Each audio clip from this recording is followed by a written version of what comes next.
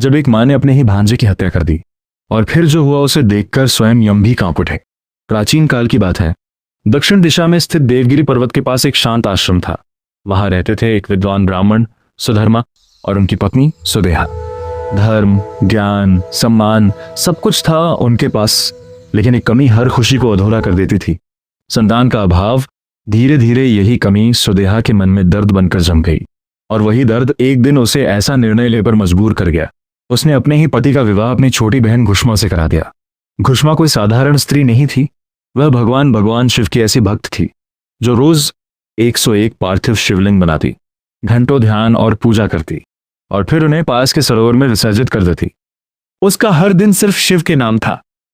समय बीता और एक दिन भगवान शिव उसकी भक्ति से प्रसन्न हुए। घुष्मा को एक पुत्र प्राप्त हुआ।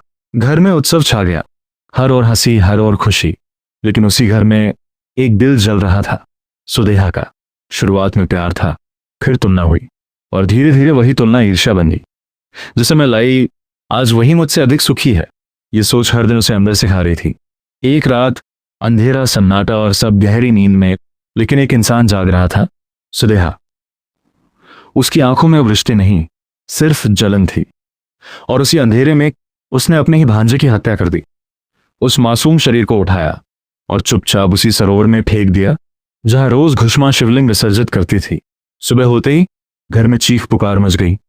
हर कोई रो रहा था, हर कोई टूट चुका था, लेकिन घुष्मा शांत थी। वह अपने स्थान पर बैठी, आंखें बंद, शिव पूजन में लीन थी।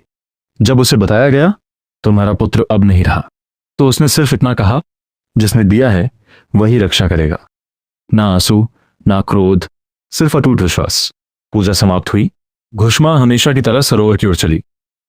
एक एक करके 101 शिवलिंगों का विसर्जन किया, और जैसे ही वह मुड़ी, अचानक पानी में हलचल हुई। लहरें तेज होने लगी, कुछ बाहर आने लगा, लोगों की सांसें थम गईं। और तभी वही बालक सरोवर से जीवित बाहर आया, मां कहते हुए, और घुष्मा की ओर दौड़ पड़ा। पूरा वातावरण जैसे थम गया। किसी को विश्वास नहीं हो रहा था। उसी क्षण और वहां प्रकट हुए स्वयं भगवान शिव। उनकी आंखों में क्रोध था। उन्होंने त्रिशूल उठाया और सुदेहा की ओर बढ़े। तब घुष्मा दौड़कर उनके चरणों में गिर पड़ी।